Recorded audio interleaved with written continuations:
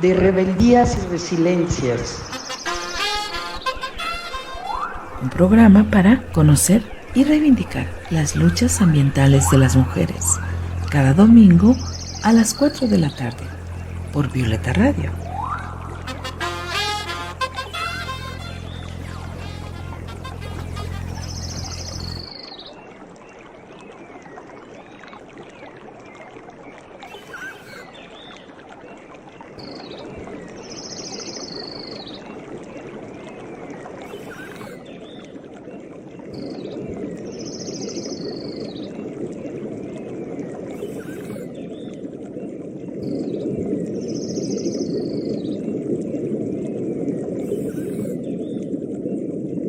Pues muy buenas tardes, muchas gracias por acompañarnos hoy, 12 de diciembre del año 2020. Pues muy buenas tardes, muchas gracias por acompañarnos hoy, dar la 12 de diciembre del año 2020. Nos acompañan, ya sea por internet, live o por la radio.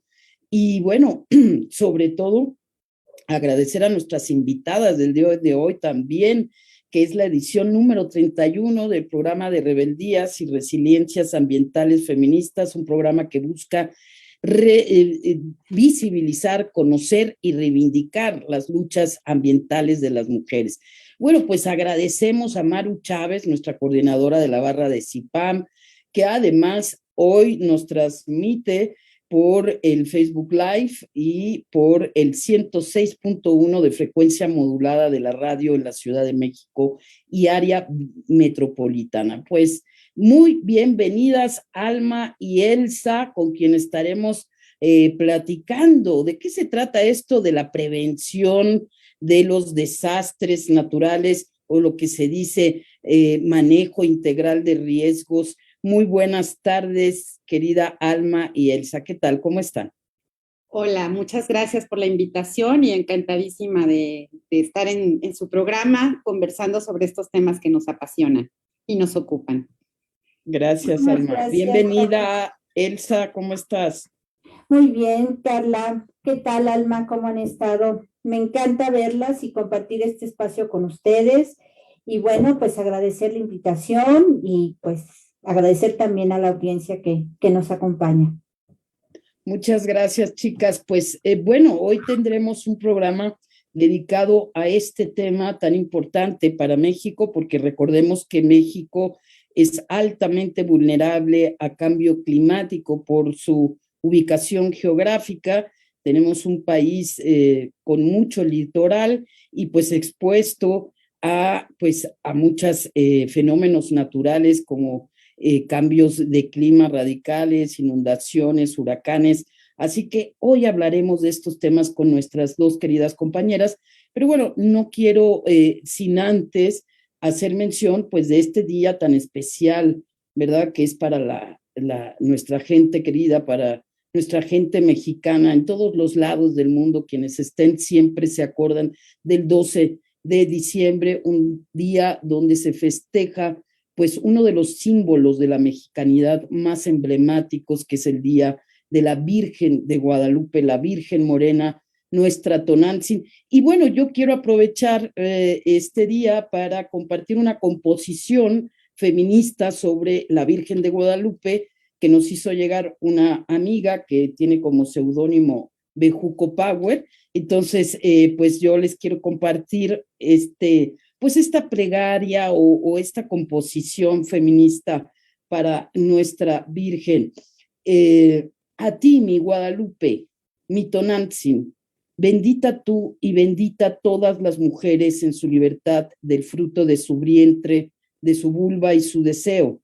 Haznos hermanas a todas tus hijas para que luego del abuso sexual no sea el rechazo o la ignorancia la respuesta de la sociedad.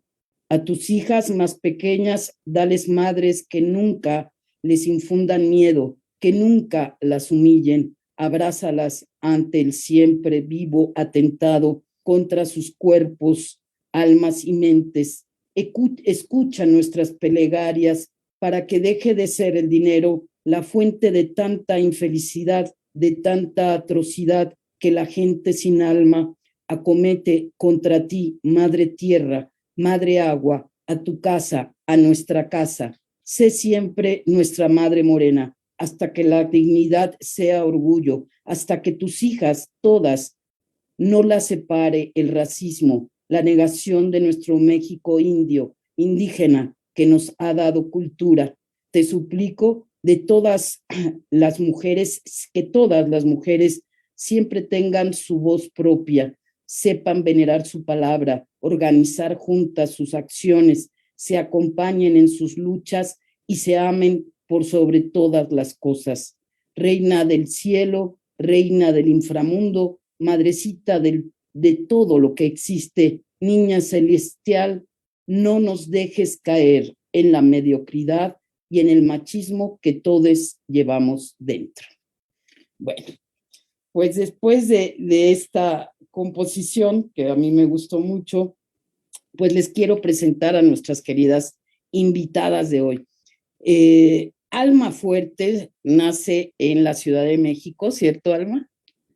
Y se licencia como antropóloga social de la Universidad Veracruzana e hizo estudios de maestría en historia mexicana en el Colegio de Michoacán y también cursó estudios de maestría sobre desarrollo regional sustentable en el Colegio de Veracruz. Tiene un diplomado en género, medio ambiente y sustentabilidad del Centro Regional de la UNAM y también uno en gestión integral de riesgo por el Colegio de Veracruz. Ha colaborado con distintas instancias académicas y organizaciones no gubernamentales en temas de educación popular, participación ciudadana y género, y también ha sido consultora de Naciones Unidas. Actualmente es la directora general de prevención de riesgos de la Secretaría de Protección Civil del Estado de Veracruz. Y bueno, Elsa Almeida, que es de origen veracruzano, ¿cierto, Elsa? ¿No? ¿Eres también de la Ciudad de México? No, soy chiapaneca. Ay, Dios mío, ya estoy yo levantándote falsos. No, bueno, pues años en la Ciudad de México. Ok, de origen chapaneco, ella es doctora en geografía por la UNAM. En su desarrollo profesional ha estado vinculada a proyectos de investigación sobre temáticas agrarias y a la docencia. Ha colaborado con distintas organizaciones de la sociedad civil impulsando proyectos de desarrollo local con mujeres campesinas y con perspectiva de género. En la Secretaría de Protección Civil del Estado de Veracruz es subcoordinadora de estudios para la reducción de riesgos de desastres, donde es encargada de integrar la perspectiva de género y los derechos humanos en las brigadas comunitarias de protección civil. Bueno, pues muchas gracias de verdad de nuevo por estar aquí, compañeras. Y bueno, pues yo creo que para nuestro país es muy importante hablar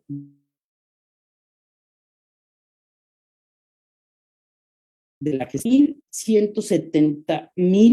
12,170 asentamientos irregulares, de los cuales casi la mitad están en zona de riesgo. Según cifras de Senapred, durante los últimos 21 años se registraron pues la muerte de más de 10,626 personas debido a los desastres naturales, lo que representa más o menos 506 muertes cada año y daños materiales por 580 millones de pesos en lo que va de estas 2 décadas. Pues yo te preguntaría, Alma, ¿cuándo es que estos fenómenos naturales se convierten en desastres?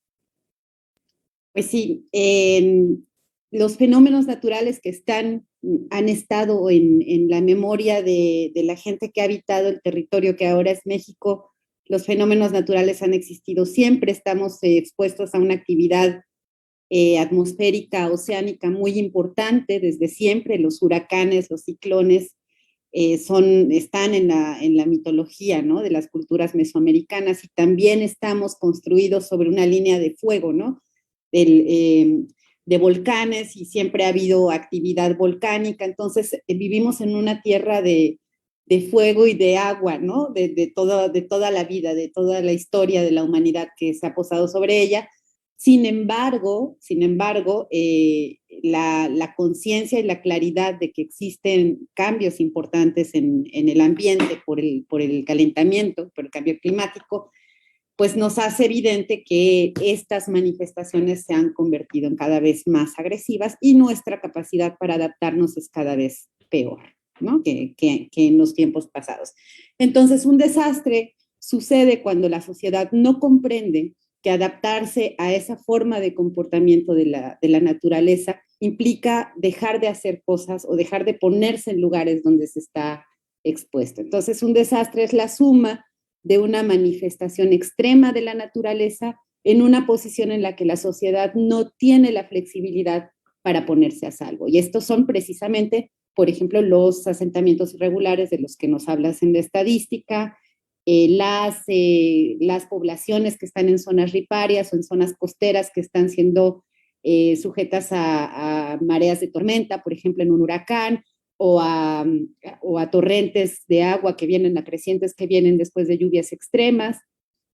Entonces, el desastre es básicamente la manifestación de la torpeza humana para ponerse a salvo de un evento natural, ¿no? No hay desastre si no hay una sociedad construida de una manera que no puede ponerse a salvo. Y la gestión integral de riesgo es la deconstrucción de esos elementos que hacen que la sociedad se ponga en una situación de riesgo, que pueden ser elementos que suceden en el momento de la manifestación del peligro, de la naturaleza, o pueden ser la consecuencia de una serie de decisiones históricas y de procesos sociales históricos que constituyen esa forma de poblamiento, esa forma de consumo del agua, esa forma de deforestación. Entonces, la integralidad de la gestión integral de riesgo consiste en leer esta parte de la realidad, tratando de descifrar todas esas decisiones y momentos en los que constituimos las condiciones para el desastre.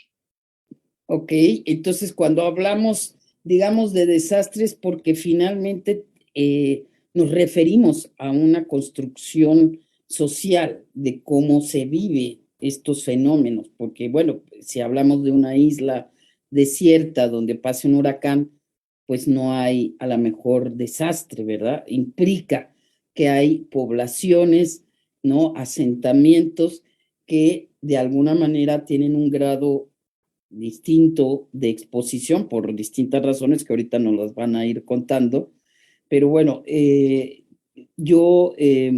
porque muchas veces nos corrigen, ¿no? No les tenemos que llamar desastres ambientales, ¿cierto? Sí, desastres naturales, ¿no? No hay tal cosa desastres, no hay nada natural en los desastres, todo es consecuencia de nuestra forma de habitar el espacio, ¿no? Y sí, en efecto, un lugar sin humanos es un lugar sin desastres. Entonces, creo que hay que pensar siempre que la naturaleza del desastre es humana y recordar que desastre es esa situación en la cual una sociedad no tiene la viabilidad para reproducirse a sí misma sin apoyo externo, ¿no? Entonces es cuando se te rompió todo y no puedes retomar si no viene alguien a ayudarte, ¿no? Entonces ahí el auxilio, la recuperación, los elementos más posteriores o más finales del ciclo de la gestión integral de riesgo que hacen que la situación de desastre se supere, ¿no? Como nos pasó a nosotros ahora recientemente en el huracán Grace. Entonces, el desastre es humano y es la situación en la cual la sociedad no tiene viabilidad o el colectivo, la comunidad no tiene viabilidad para reproducirse sin apoyo externo. Entonces, desastre igual a humano, no hay desastres naturales. La naturaleza no es desastrosa. Exacto, qué bonito lo acabas de decir, mi querida Alma, muchas gracias. Y bueno, Elsa, tú que estás en la parte más, digamos, comunitaria, local, que estás encargada de estas brigadas, que suena muy interesante, por cierto. Bueno, ¿cómo se viven los impactos de estos fenómenos naturales a nivel local? ¿Cómo son lo mismo, impactan igual a hombres, a mujeres, a niños y niñas que a adultos? Cuéntanos un poquito sobre estos impactos diferenciados, Elsa.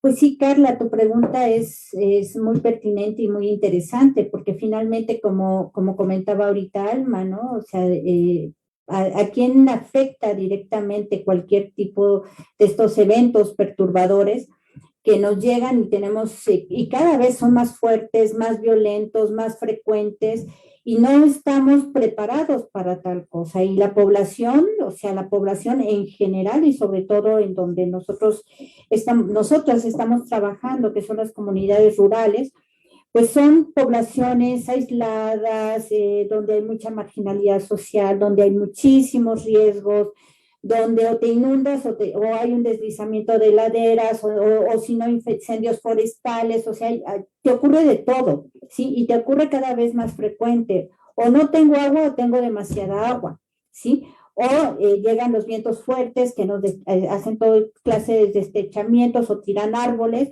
y todas estas son afectaciones que afectan que sí afectan a la población que se encuentra en estas situaciones de alto riesgo. Pero esa situación, esas poblaciones precisamente están diferenciadas. Sí, ahí hay hombres, hay mujeres, hay personas adultas mayores, hay personas con discapacidad, hay personas de la diversidad sexual, hay personas que son de pueblos originarios o de pueblos afromexicanos o afrodescendientes, que tienen formas de percibir estos desastres o estos eventos de manera diferenciada, ¿sí? Y que además se enfrentan a situaciones de respuesta diferenciada también, ¿sí? No es lo mismo una mujer indígena monolingüe que una mujer que habla español, ¿sí? Que tiene mucho más recursos para entender o para recibir información, o una persona que tiene algún tipo de discapacidad, ya sea visual, auditiva o mental incluso, ¿no? Que finalmente todas y todos somos seres humanos que nos encontramos, que somos habitantes en ese momento. Entonces, sí hay una diferencia de cómo se percibe estos fenómenos que de repente puedes estar preparado, puedes estar informado, pero no puedes no saber qué hacer en el momento, ¿sí? No saber qué hacer, a quién llamar. Algo tan sencillo, el acceso a la telefonía celular, por ejemplo. Eso hace la diferencia. El que tengas señal en tu comunidad, el que sepas usar el WhatsApp, el que sepas escribir, mandar un mensajito, ¿sí? Entonces, ahí eso te hace la diferencia entre que te salvas o no te salvas. Si sabes o no nadar, hace la diferencia entre si te ahogas o no te ahogas, ¿sí? Entonces, son recursos que debemos de tener todas y todos de la misma manera, tomando en cuenta las diferencias que socialmente en la que estamos viviendo, ¿no? Pues eso es básicamente a nivel cómo se vivirían los impactos diferenciados por los diferentes tipos de personas, independientemente de que todas en las comunidades rurales, que en el país son cerca de 200,000, tenemos, ¿no? Y hablando de las de menores de 2,500 habitantes, que es lo que marca el INEGI, pero tenemos pueblotes inmensos, inmensos, inmensos, que están súper alejados, y que además, bueno, pues también son rurales, ¿no? Aunque no tengan 2,500 habitantes. Sí, pueden tener 10,000 y son rurales y están aislados y tienen muy pocos recursos para la atención de una emergencia. Así es. ¿Y se recuerdan ustedes este estudio tan impactante que hizo el London School of Economics por ahí del 2004, que nosotros nos lo compartió, creo, en su momento Lorena Aguilar, para mostrar cómo, porque ellos estaban muy curiosos de saber los tsunamis de Asia, por qué por cada cuatro mujeres muertas había un hombre, es decir, había más mujeres que perecían en estos pues impactos, fenómenos naturales, que hombres. Entonces habían cosas, como ya lo comentó Elsa, tan sencillas que marcaban la diferencia, como saber nadar, y otras cosas, como no estar cerca de los centros de alerta temprana, como no tener la misma capacidad de movilidad que los hombres al tener que cuidar niños chiquitos o cuidar personas mayores enfermas, ¿no? O tener que pedir el permiso al marido, no te puedes ir de la casa si no le pides, si no te dan el permiso. O sea, exactamente, y que nos apuntaba que a eso quiero ir. Bueno, cómo las mujeres tenemos a lo mejor un mayor grado de vulnerabilidad, no porque seamos más tontas o más débiles, ¿sí? Sino por nuestra posición social. Entonces, ¿por qué, Elsa, rápido para cerrar esta idea, es pertinente la perspectiva de género y los derechos humanos en la gestión integral de los riesgos? Pues precisamente por todo lo que estás diciendo, ¿no? Porque sí hay una situación diferenciada, entonces al incorporar la perspectiva de género en la gestión integral del riesgo nos permite ver esta diferencia en la condición y en la posición que tienen que tienen no solo las mujeres, sino los grupos humanos que se encuentran en una situación de vulnerabilidad. ¿Sí? Tomar en cuenta estas percepciones, sus ideas, sus necesidades, como lo acabo de decir, e incluso incorporarlas en prácticas organizativas, ¿sí? Como son, en este caso, en lo que yo estoy trabajando en la Secretaría de Protección Civil, que son las brigadas comunitarias de protección civil, lo importante que es fomentar la participación comunitaria de todas estas personas. O sea, buscamos que estas brigadas sean incluyentes en principio, ¿sí? Que sean colaborativas, que independientemente de la edad o del sexo o de las condiciones físicas que puede tener la persona, estén presentes, son humanas, son personas que pueden aportar mucho, que nos pueden dar ideas y que pueden hacer algo en el momento dado. Y algo que es muy importante es tener acceso a la información, ¿sí? El acceso a la información para saber qué hacer, la capacitación es imprescindible para poder tener capacidad de respuesta. Sí, sobre todo en un ambiente en donde vivimos en una incertidumbre climática impresionante, ¿no? Y una mayor exposición al riesgo. Así es, totalmente de acuerdo. Y bueno, Alma, esto que se llama vulnerabilidad, ¿cómo es? ¿Cuál sería el concepto? ¿Cómo se define a una persona o a una comunidad vulnerable a riesgos? ¿Cuáles serían los elementos, los criterios que juegan ahí para vulnerar o, digamos, la existencia de una persona o de una comunidad? De manera general, vulnerabilidad es la afectabilidad de una persona o de un sistema o de un elemento ante cierta situación de la realidad, en este caso, ante cierto peligro natural, ¿no? Sin embargo, como esa es una categoría muy general, pues tendríamos que mirar distintos tipos de vulnerabilidades. Las que tienen que ver con género, por ejemplo, que son de las que ustedes dos acaban de hablar ahora, bueno, nos permiten ver cómo están construidas las personas por arreglos de poder sociales y cómo eso genera condiciones de vulnerabilidad. Pero también podría ser que haya mensajes culturales que tienen las personas que las relacionan de cierta manera con un espacio o con un comportamiento, y eso podría generar vulnerabilidades culturales, ¿no? De tipo cultural. Podría haber situaciones en las que ciertas poblaciones están sujetas a mandatos organizativos y políticos y por eso pueden o no pueden usar de cierto recurso, pueden o no acceder a ciertos espacios para estar a salvo, y estamos hablando de vulnerabilidades de tipo político o de tipo social o organizativo, ¿no? Hay vulnerabilidades que tienen que ver, por ejemplo, con las capacidades de respuesta de las comunidades, de los municipios, porque no tienen una ambulancia, porque no tienen una pipa para llevar el agua, o porque no tienen incluso capacidad para entender que están expuestos ante un riesgo muy fuerte. Y entonces tendría que ver, por ejemplo, con vulnerabilidades institucionales o vulnerabilidades económicas.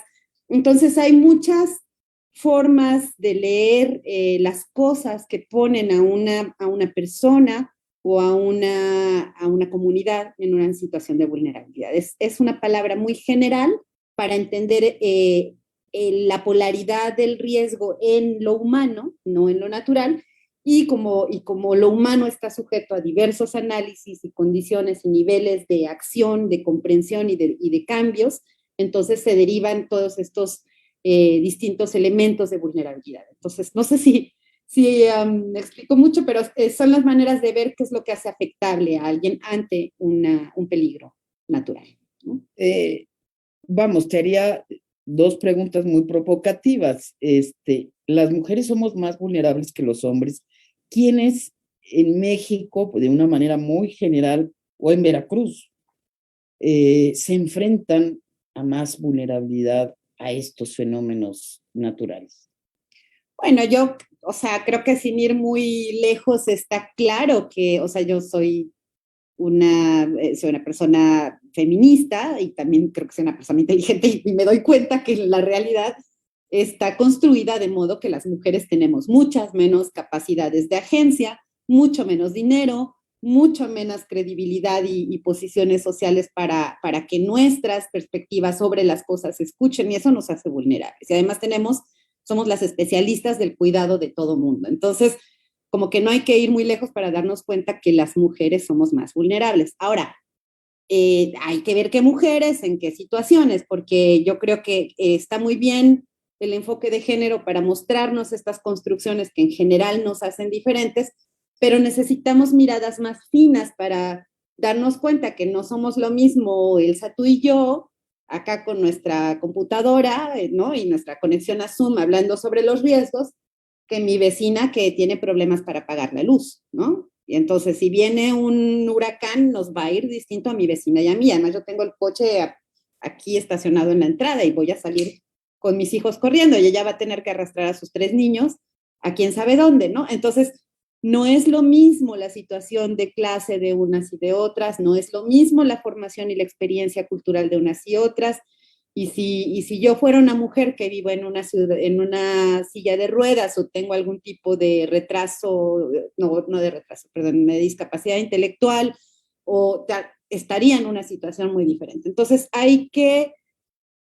o sea, sí es cierto que hay poblaciones que globalmente son más vulnerables que otras. Por ejemplo, sabemos que niñas, niños, chiquitos que dependen del cuidado de otras y adultos mayores, en general como grupo de población son más vulnerables, que mujeres en general son más vulnerables, pero tenemos que considerar otras situaciones económicas, culturales, de racialización, de discapacidades, de lectoescritura, que hacen que ciertas poblaciones sean más vulnerables o también más aptas, ¿no? Para ciertas situaciones. Estoy pensando muy rápidamente en un ejemplo. Nosotros en la Secretaría estamos construyendo un índice de vulnerabilidad por exclusión y discriminación, donde intentamos cruzar estas condiciones. Y entonces, normalmente tenemos una idea de que donde hay más población indígena hay mayor vulnerabilidad por la serie de exclusiones a que está sujeto en lo general este grupo de población.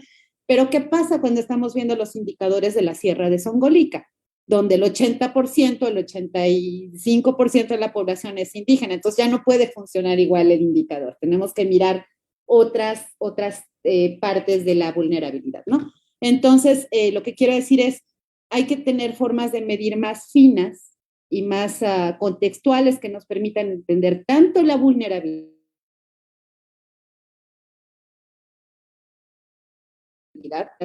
A eso nosotros le llamamos enfoque interseccional. Nos cuesta un montón de trabajo, pero estamos tratando de hacer. ¡Qué maravilla! Bueno, eso está muy de vanguardia, mi querida Alma. Qué bien que lo estén impulsando en Veracruz, pues un lugar que también es muy, muy vulnerable, ¿verdad?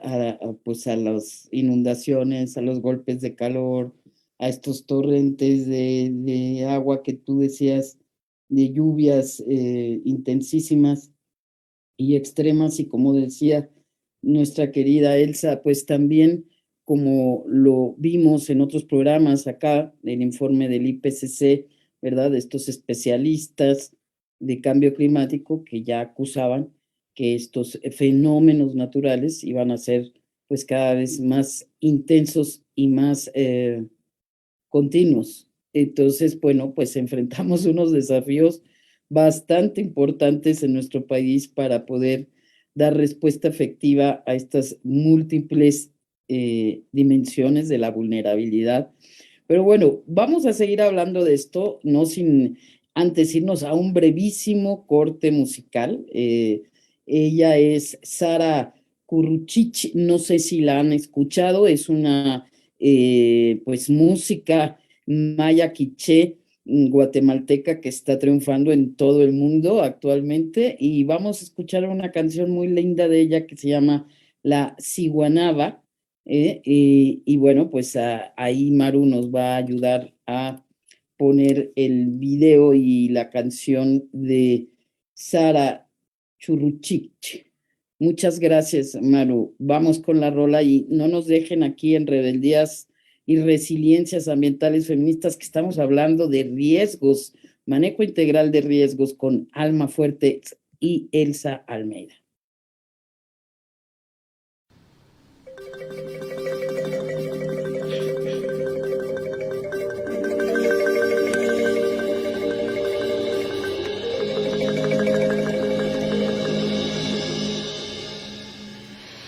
Con cabellos largos, huipiles blancos, bajo la noche de luna, nueva creciente, llena menguante, huellas emoción, llena menguante. Algunos por los pueblos la ven caminar, han visto su rostro cicatrizado está. Hay quienes le creen sobrenatural, pero su historia les quiero contar. Digamos, reducir esa vulnerabilidad, compañeras, en términos de antes, durante. Obligada a casarse con un tipo de mayor edad que creía que las mujeres se deben dominar y que sus cuerpos son un objeto sexual.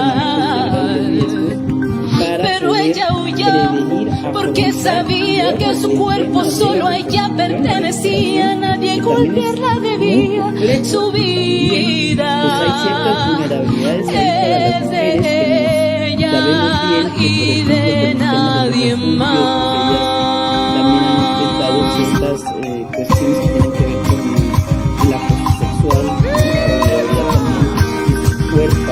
En esta posición social de género y de violencia también que vivimos en México.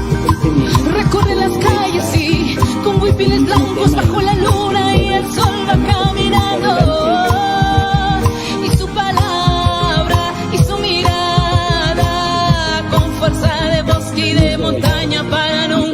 Callar, le llaman la ciguana, le llaman bruja, le llaman animal, porque lucha contra las violencias del sistema patriarcal. Recorre las calles y con huipiles blancos bajo la luna y el sol va caminando. Y su palabra y su mirada con fuerza de bosque y de montaña para nunca más callar. Le llaman la ciguana, le llaman bruja, le llaman animal, porque lucha por las mujeres y su dignidad.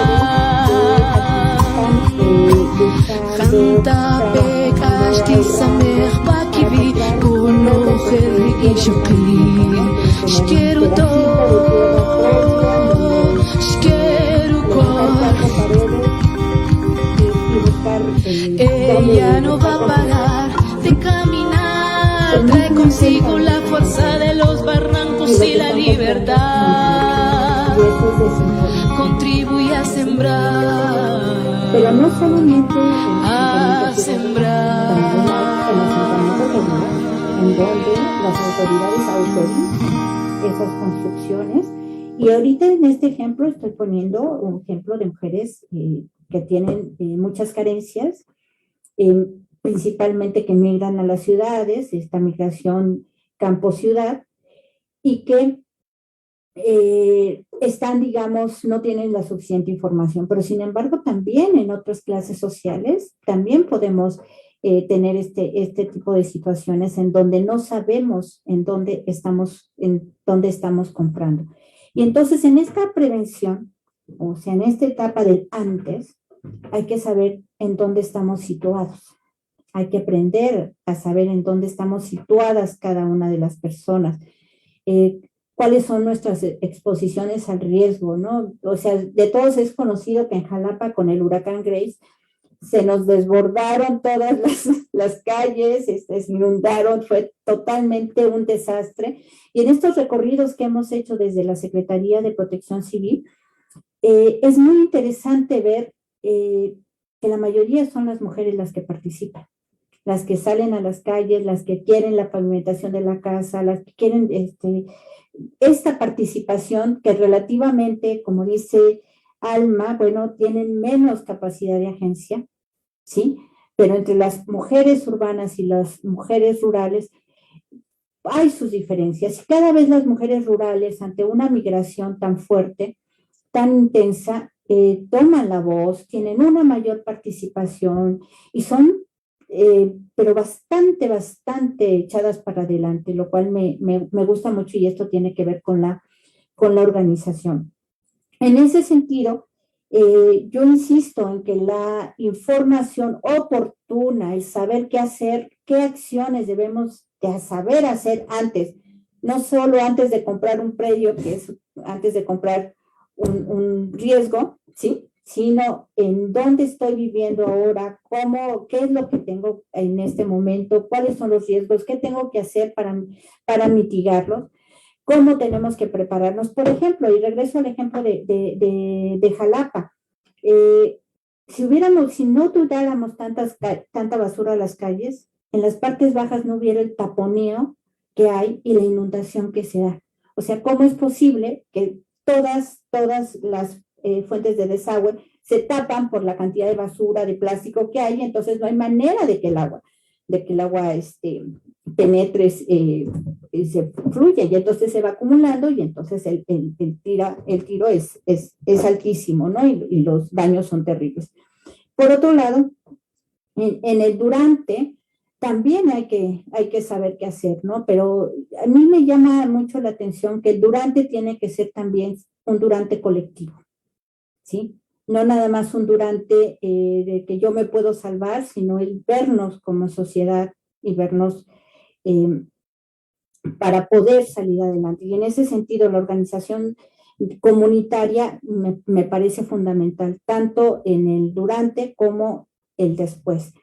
Porque, ¿qué ha pasado? Regreso a Jalapa, regreso a las inundaciones de Jalapa. Entonces, vemos en Jalapa que, y que así ocurre en todos lados, igual en comunidades rurales que se protegen de la inundación, por ejemplo, que empiezan a hacer obras para que no entre el agua a sus casas. Entonces, levantan bardas, cierran puertas, ponen escaleras para entrar a la casa y para salir de la casa, ¿sí? Para que el agua no entre, ¿sí? Pero esa agua se desvía y al desviarse se va a otro lado y afecta al vecino de enfrente. Entonces el vecino de enfrente se enoja con el que antes se llevaba bien y entonces tenemos no solo un problema de inundación, sino un problema social, ¿sí? Porque los vecinos que antes se llevaban bien, pues ahora resulta que tenemos un conflicto ahí por este tipo de soluciones que hacemos como Dios nos da a entender o como la Virgen de Guadalupe nos da a entender en este caso para honrar su memoria. Entonces, tenemos que verlo de manera colectiva, tenemos que buscar soluciones de manera colectiva. Eso es lo que puede decir, no sé, Alma, que puedes abundar ahí, yo creo que mucho. Bueno, lo que pasa es que uno es también la función chaira, ¿no? Entonces, ahí donde trabajamos, que aunque esta no es una entrevista oficial, estamos hablando como desde nuestra experiencia personal, pues sí te atraviesa, ¿no? Lo que haces ahí. Entonces, ahí donde trabajamos hacemos recomendaciones justamente para qué hacer antes, qué hacer en el momento de la emergencia, qué hacer después. Y siempre las dividimos como en dos en dos ámbitos, ¿no? Que es para la gente, o sea, ¿qué hacemos las personas que estamos allá afuera y qué tienen que hacer las autoridades encargadas de la primera respuesta, ¿no? Entonces, más allá del hecho de que el antes para quitarle vulnerabilidad a la gente tendría que ser el producto de una política de desarrollo social, o sea, para que la gente sea menos vulnerable, pues tiene que ganar dinero, tiene que tener trabajo, tiene que tener información, capacidad de moverse, capacidad de resiliencia. O sea, la resiliencia es el resultado de una serie de condiciones de buen desarrollo y de desarrollo personal, humano, tal.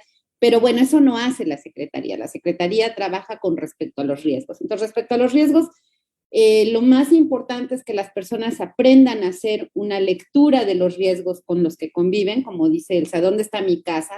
¿A qué estoy expuesta? ¿Cuándo suceden las cosas? O sea, aquí está muy claro, tenemos estaciones de secas e incendios, estaciones de lluvias e inundaciones, estaciones de heladas, ¿no? Entonces, ¿qué pasó la última vez que se llevó el agua todo? ¿Qué fue? ¿Fue un frente frío? ¿Fue una onda tropical? ¿Llovieron 150 milímetros, 75 milímetros? Porque los tipos estos del Centro de Estudios Meteorológicos salen en la tele y dicen, va a llover 75 milímetros. ¿Qué significa eso, no? Entonces, nosotras pensamos que la gente tiene que tener la capacidad cada vez mayor de hacer uso de esas informaciones y relacionarlas con lo que pasó, y esas son capacidades más finas de comprensión de los riesgos y de las amenazas, ¿no? Entonces, ir formando al respecto de qué significa un pronóstico, ¿no?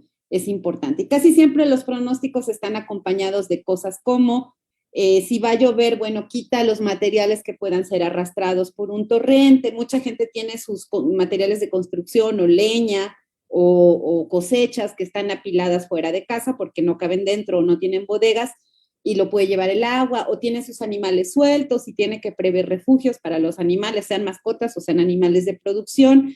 Entonces, todas estas cosas son cosas que tenemos que saber antes de la temporada en la que va a presentarse la amenaza, pero también antes de que venga una amenaza. Tenemos alertas que nos permiten conocer. Si no son lluvias convectivas, que son esas que suceden de repente y boom, se lo lleva todo, ¿no? Sí tenemos capacidad de decir, en 72 horas va a haber una situación de este tipo y tienes tiempo suficiente para levantar tus cosas y guardarlas, ponerlas a resguardo. Cuando va a haber un huracán, también podemos saberlo incluso 5 días antes, y tienes tiempo de subir tus muebles a una parte alta, ¿no? Para no perder las cosas. Otros elementos muy concretos son la mochila de vida. Bueno, esta lectura de riesgos, hay una herramienta que se llama Plan Familiar, que te dice, estos son mis riesgos, si pasa algo voy a ir al refugio que ya lo ubiqué, ya sé dónde está. Si mi familia está dispersa, tenemos un punto de reunión independiente de la casa donde nos podemos encontrar para irnos al refugio, o probablemente no vamos al refugio, pero vamos a la casa de la madrina, que está más en una situación de más, ¿no? De más seguridad.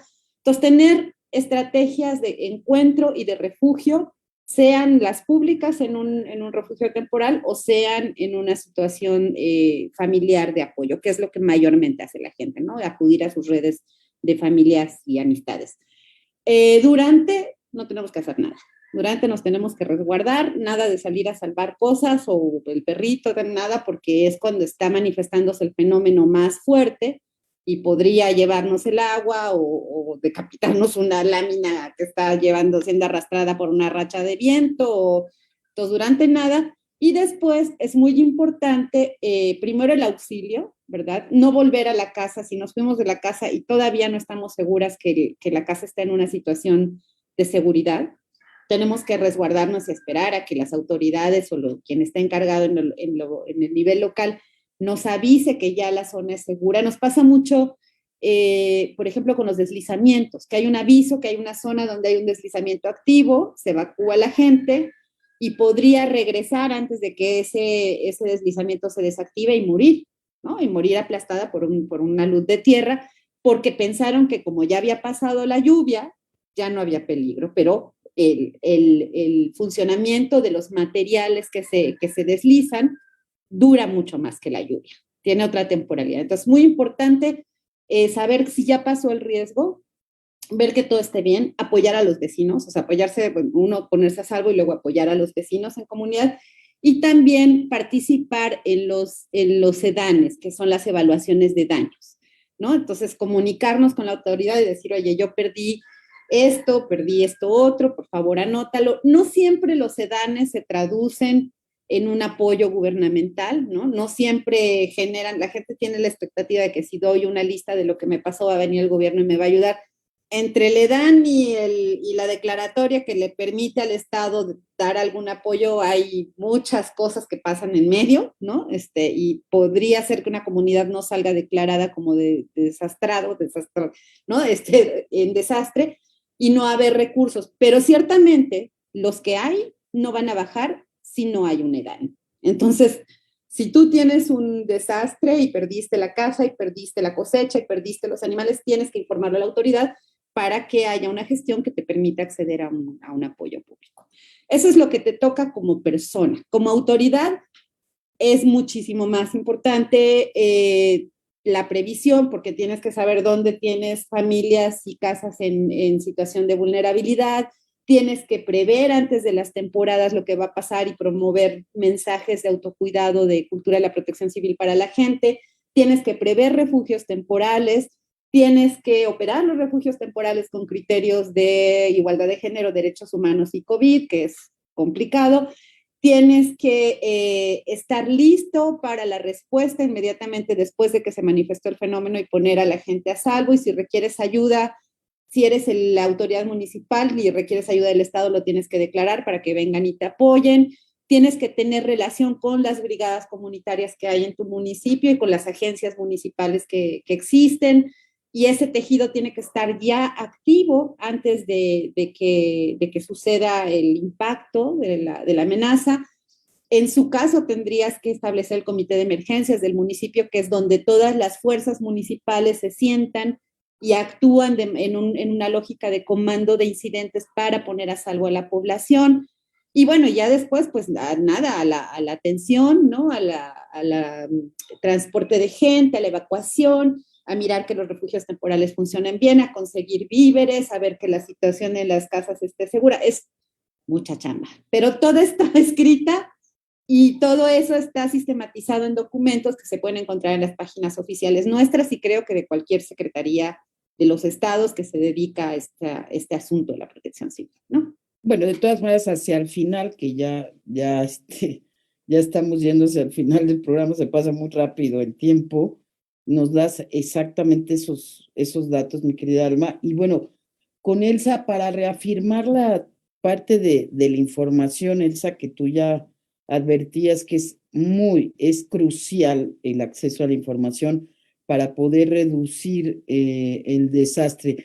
¿Qué cosas le podrías tú decir, mi querida Elsa, a las mujeres que viven pues en zonas de alto riesgo, en las orillas de los ríos, cerca de las costas, personas que están en colonias marginadas, populares, que de alguna manera, pues como lo tuvimos aquí, ¿no? Con el deslave del cerro reciente, ¿qué les dirías? ¿Qué cosas sí tienen que saber?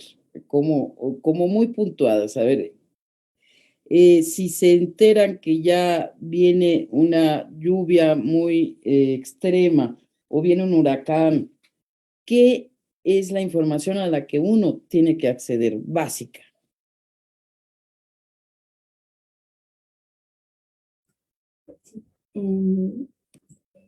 Primero que nada, pues estar siempre informada, de estar atenta de las condiciones meteorológicas, de la información meteorológica, pero efectivamente, como comentaba Alma hace un momento, ¿de qué sirve que te digan que va a llover tal cantidad de milímetros, ¿sí? Y si no lo te puedes relacionar, ¿sí? Entonces, sí es importante saber hacer esas lecturas. Y quizás no las mujeres o las personas, los habitantes comunes y corrientes, tendríamos que saberlo como tal, sino más bien las instituciones deberían de explicarnos de una manera que pudiéramos tomar en cuenta estas informaciones y que fueran aplicables, que tuvieran sentido para nosotros.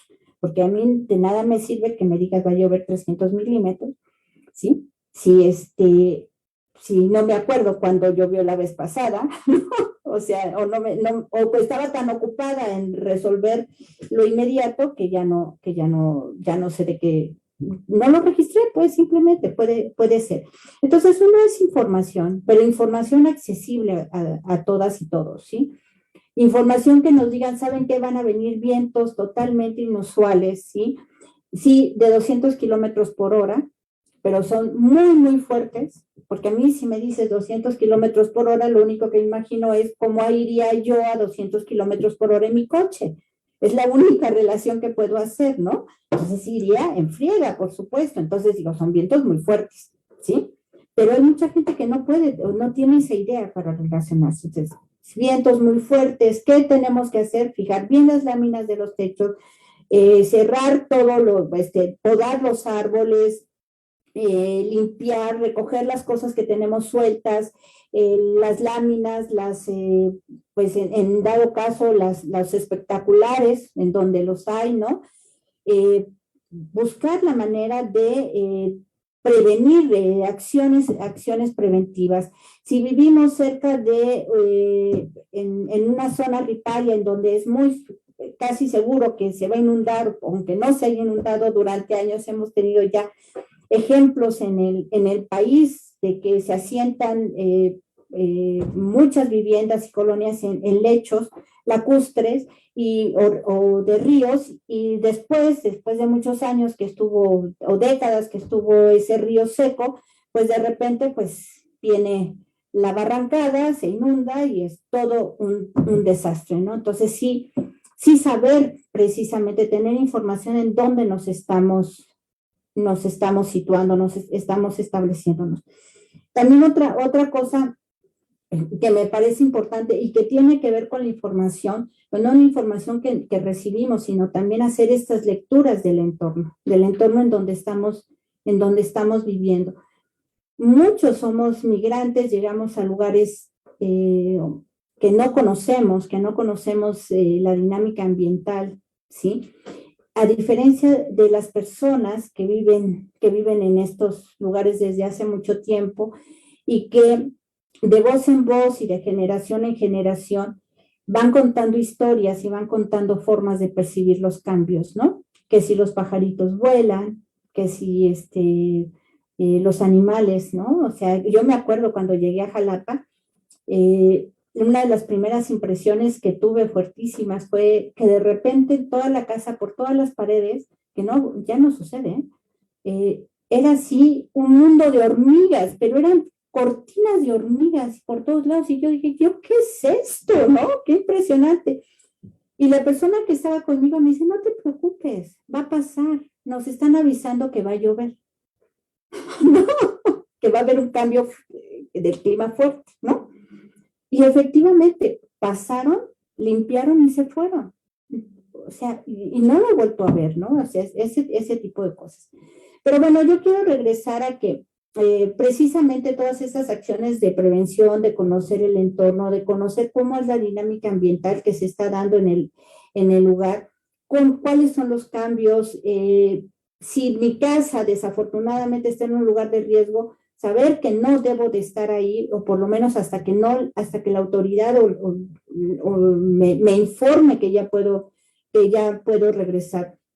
Eso me parece que es importante, que aprendamos a gestionar lo que se llama como el ciclo del desastre, ¿sí? Y además otra es saber comunicarnos para pedir ayuda, para no solamente a nuestros vecinos, o alertarnos en las comunidades, en las ciudades es un poco más difícil, creo yo, alertarnos entre vecinos, que en las comunidades está la campana, está el altavoz, está el de voz a voz, o sea, tienen sus propios recursos por la misma forma en que viven, ¿no?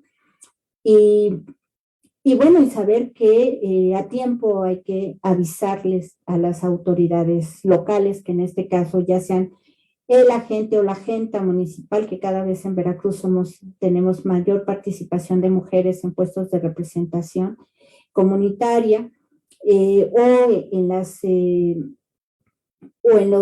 como el presidente municipal o a las presidencias municipales, sean mujeres o hombres, o a las directoras o directores de protección civil. O sea, estar en comunicación es fundamental.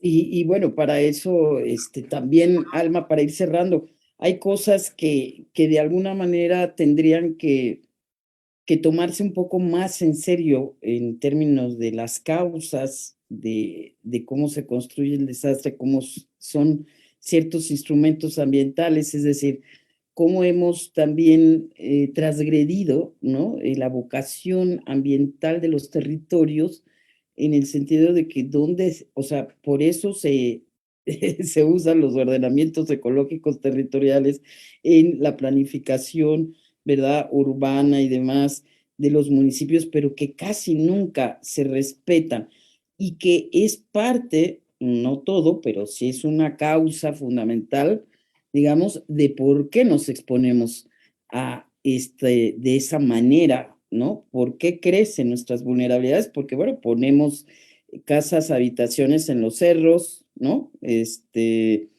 Con permisos o sin permisos, y nosotros también somos de alguna manera pues cómplices, ¿verdad? Junto con las autoridades cuando sabemos que son terrenos que pues no son aptos para construcción porque le damos un peso de más al cerro y bueno, ya lo vimos aquí, cosa que hacía muchos años que no pasaba. Entonces, Alma, pues algunas cositas que nos ayuden, ¿no?, a tomar en cuenta cómo se pueden reducir de verdad estos riesgos. Sí, claro que sí, con mucho gusto. Bueno, hay una perspectiva según la cual cualquier intervención en el terreno implica un riesgo y hay que generar obras de mitigación. Entonces, sí hay un nivel de intervención en el cual es posible contener ciertos riesgos siempre y cuando exista una ingeniería en la construcción en la cual estamos asegurando que estamos conteniendo el riesgo y que no estamos aventándole nuestra bronca a los que viven abajo del cerro, ¿no? Y mandándoles allá los drenajes o la tierra extra, lo que sea. Para eso es muy importante que cuando tú compras un terreno en un fraccionamiento, te asegures que el fraccionamiento ha cumplido con la normatividad teniendo un dictamen de riesgo por uso de suelo, lo cual quiere decir que esa empresa tuvo que cumplir con la normativa en términos de ordenamiento ecológico, de impacto ambiental, de obras de mitigación, en fin, de toda la serie de consideraciones que se deben de tener antes de intervenir un terreno, ¿no? Y eso es obligatorio en todo el país. Hacer un dictamen de riesgo por uso de suelo es obligatorio. Lo mismo para un fraccionamiento que para una estación de servicio de gasolina o para cualquier empresa de mediano y alto riesgo, ¿no? Entonces, eso es muy importante. Importante que las escuelas y las guarderías y los lugares donde llevamos a nuestras niñas y niños tengan programas internos de protección civil, tengan medidas de mitigación, tengan una lectura del riesgo en el que están establecidas. Eso nos va a dar mucha seguridad sobre que nuestras hijas e hijos están bien resguardados, ¿no? Entonces, desgraciadamente no se hacen todos los ordenamientos ecológicos que está normado que se hagan, y no se hacen porque el Estado no tiene la lana suficiente para pagarlos. Esos normalmente se encargan a consultorías, por ley se encargan, cuestan una buena cantidad de dinero y siempre hay un trapicheo ahí para el dinero de estas cosas que son a final de cuentas herramientas de planificación cuyo beneficio concreto parece parece muy lejano como para invertir en ellos. Entonces hay que presionar como ciudadanía para que el Estado y los municipios cumplan sus obligaciones en términos de la ley de crear los ordenamientos necesarios para que cuando ocupamos el espacio lo hagamos de manera ordenada y cuidadosa.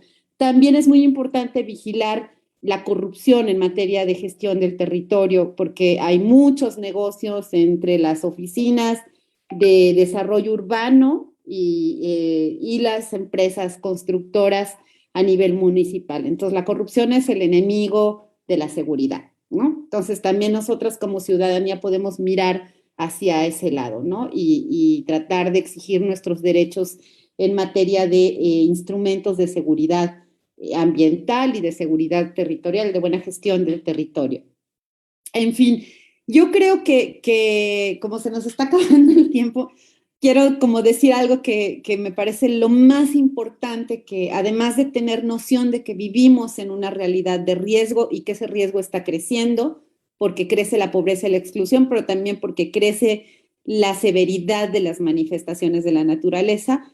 Entonces, darnos cuenta de que esa dimensión de lo que no se ve, pero que es posible que suceda, así como cuando te pones el cinturón de seguridad del coche, no porque te vayas a accidentar en la esquina, pero que si sucede, estás protegida, ¿no? Entonces, en ese sentido, empezar a pensar el riesgo y participar en los espacios vecinales, comunitarios, de cuidado colectivo, ¿no? Donde empecemos a hablar de estos riesgos, que la ciudad es muy patente en materia de seguridad, por ejemplo, ¿no? Seguridad ante la delincuencia y tal, pero empezar a pensar en estos otros riesgos y cómo nos cuidamos entre vecinos. En ese sentido, el trabajo que hace Elsa es precioso, porque lo que está creando son espacios de tejido comunitario para que la gente se cuide y aprenda a hacer desde la lectura de lo que significan 100 milímetros de lluvia hasta, ¿no? Hasta cómo leer cuando un cerro se está deslizando.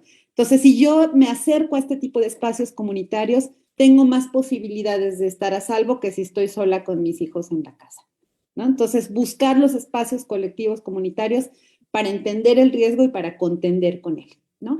Y bueno, me dijiste que viéramos la página de la Secretaría donde pueden encontrar todos los instrumentos y los informes de lo que hacemos también.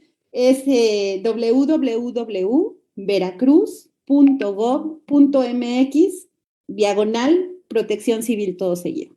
Entonces ahí estamos, ahí están todas nuestras recomendaciones y bueno, pues se nos hace poco el tiempo para decir todo lo que tenemos que decir del tema, pero agradezco muchísimo la invitación y el espacio y bueno, y pues siempre encantada de conversar con ustedes sobre esto. No, yo con ustedes, yo más bien al contrario.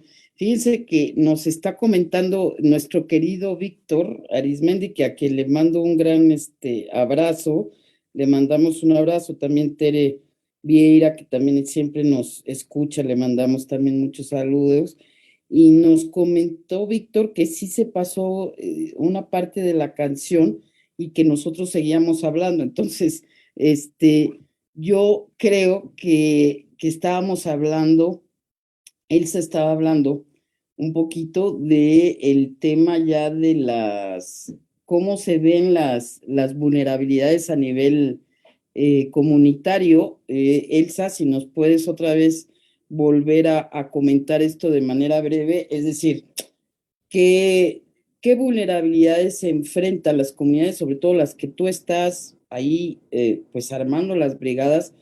¿Cómo se viven esas vulnerabilidades?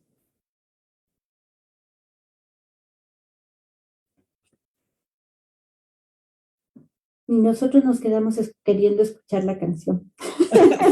Y no la escuchamos. Yo, Sí, pues mira, las vulnerabilidades de acuerdo al tipo de población, pues es diferenciada, como creo que es lo que comentábamos al principio, ¿verdad? Acerca de las diferencias, de los diferentes tipos de personas. O sea, no es lo mismo cómo percibe un riesgo un hombre que una mujer, que una mujer o un hombre monolingüe o una persona con algún tipo de discapacidad o con una diferencia sexual o persona ya sea de pueblo originario o de afrodescendiente. ¿Sí? Justamente cuando hablamos de incluir la perspectiva de género en la gestión integral de riesgo de desastres, es ver estas sutilezas, es ver estas diferencias, es ver estas diferentes percepciones y condiciones y posiciones que tienen las personas frente a determinados riesgos. hemos hablado básicamente a lo largo del programa de la diferencia entre las mujeres y los hombres, ¿no? Y yo quisiera retomar algo de una partecita que tenemos en nuestro trabajo en la Secretaría de Protección Civil, precisamente en uno de los instrumentos participativos en donde empezamos a sensibilizar y a ponernos sobre el tema del riesgo en las comunidades, que es el mapa comunitario de riesgo.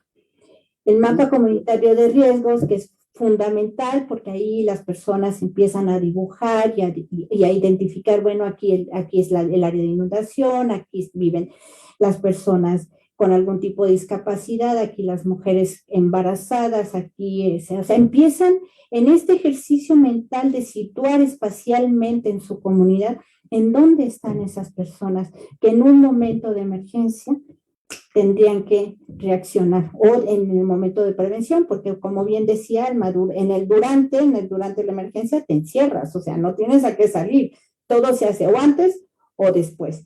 Entonces, y hay un elemento muy importante que nosotras, porque hemos sido Alma y yo, en la Secretaría, hemos incorporado, que es el semáforo de la violencia familiar, que es bien lindo porque con 3 gotitas, si la violencia, todo es a nivel de percepción. Si las personas que están elaborando el mapa consideran que en su comunidad la violencia familiar es alta, media o baja. Para la baja le ponemos color amarillo, para la media anaranjado y para la alta roja. Entonces se dan unas discusiones súper interesantes, porque son grupos mixtos, porque no pueden, o sea, las brigadas comunitarias tienen que ser, en principio, al menos una mujer. Pueden ser 5 mujeres, pero no pueden ser 5 hombres. Tiene que haber por lo menos una mujer, ¿sí? Entonces se dan unas discusiones muy interesantes para ponerse de acuerdo en el color de la violencia, ¿sí? Y ahí el tema de la violencia lo empezamos a sacar a la luz, de que algo no es natural, no es normal, y en situaciones de desastre o en una situación de emergencia, las personas que están sometidas a situaciones de violencia son mucho más propensas a estar más alteradas en el momento dado y necesitan una atención especializada. Son familias que pueden ser enteras, puede ser la mamá, pueden ser los niños o las niñas, o como lo hemos hablado en los refugios temporales, ¿sí? Que pueden estar con una mayor exposición a la violencia sexual o a la violencia física. Entonces, es una, pues, no sé, esto no lo había dicho antes, se me pasó, pero bueno. Ya lo rescatamos. Ya lo rescatamos. Pues sí, muchas gracias. Alma, de manera muy breve, ¿cómo de mensaje al auditorio para cerrar? 3 claves de prevención de riesgos, o 4. Bueno, yo creo que las hemos ido hablando. Desde las mujeres especialmente, venga. Desde las mujeres. Busca apoyo afuera. No pidas permiso para ponerte a salvo, ¿no? Tú eres capaz de ponerte a salvo, ¿no? Tú puedes, no necesitas que vengan a salvarte. Y siempre puedes entenderlo más, siempre puedes entender más.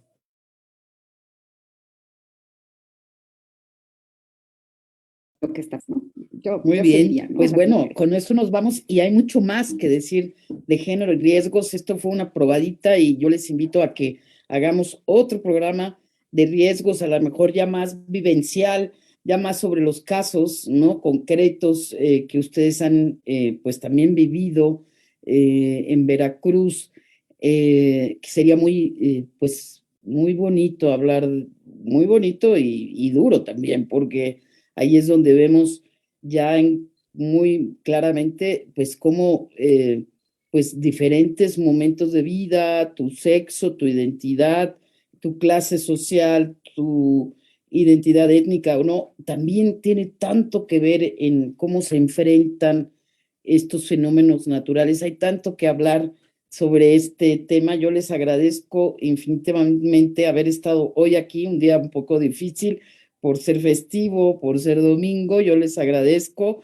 y bueno, agradezco de nuevo a Maru por su apoyo solidario y profesional, y les invito a que se queden escuchando Violeta Radio porque realmente tiene una programación musical excelente. Y no se olviden que esta es una radio pública, comunitaria, la primer radio feminista de la Ciudad de México y de México, no tiene anuncios, así que pongan el 106.1 FM o también nos pueden escuchar por el internet con www.violetaradio.org. Escuchen esta barra musical que está de verdad excelente, de todos los géneros, es una cosa maravillosa y muchos programas se van a repetir.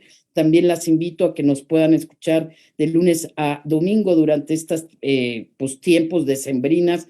También hay algunos programas que la verdad es que también se tienen programas muy interesantes en Violeta Radio y nosotros regresamos en vivo el 9 de enero del 2022. Yo les dejo un gran abrazo a todas y todos quienes nos escuchan, que tengan un muy buen cierre de año, que tengan unas lindas fiestas con sus gentes queridas y lo mejor para este 2022 para todas y todos. Y los invito a que sigan con nosotros aquí en Violeta Radio, el color que le faltaba a la radio. Muchas gracias y adiós, gracias. Chicas. Hasta luego. Un abrazo a todas y todos. Feliz año 2000.